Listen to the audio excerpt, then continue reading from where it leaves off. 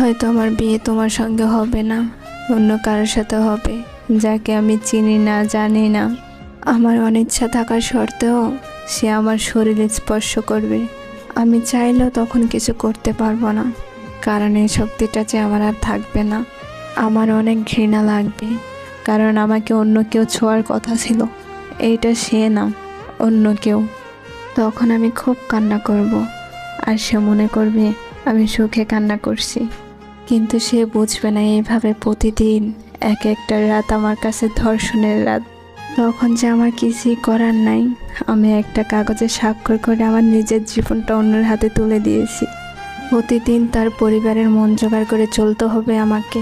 কিন্তু আমি তো তোমার পরিবার নিয়ে স্বপ্ন দেখেছিলাম, তোমার পরিবারের মানুষগুলোর মন জয় করে চলবো স্বপ্ন দেখেছিলাম।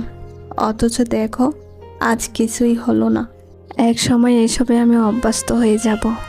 তারপরে হঠাৎ একদিন জানতে পারবে আমি মা হব। এইটা তো একটা নারীর জীবনে সবচেয়ে সুখের দিন। কিন্তু আসলে কি আমি ওই দিন সুখী হব? না, হব না। ওই দিন চিৎকার করে কাঁদতে ইচ্ছা করবে, কারণ এই বাচ্চাটা আমাদের ভালোবাসার চিহ্ন না। তারপরও তাকে এই দুনিয়াতে আনতে হবে, কারণ বাচ্চাটার তো কোনো দোষ নেই।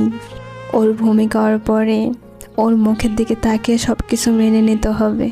একসময় তাকে বড় করা, স্কুলে নিয়ে যাওয়া, তাকে মানুষের মতো মানুষ বানাতে গিয়ে কখন যে 50 পেরিয়ে চুল পাকতে শুরু হয়ে যাবে বুঝতেই পারবো না। এর মাঝখানে তোমাকে অনেক মনে পড়বে। তখন লুকিয়ে লুকিয়ে অনেক কাঁদবো। তারপরে দিন শেষে দীর্ঘশ্বাস ফেলে আবার ব্যস্ত হয়ে যাব। তারপরে হয়তো কোনো এক রাতে ঘুমের মধ্যে চলে যাব না ফেরার দেশে।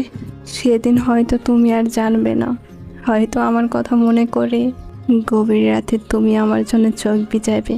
হয়তো ভিজাবে না, আর নয়তো ভিজাবে, কিন্তু আমার মনের কথাগুলো অবশ্যই থেকে যাবে।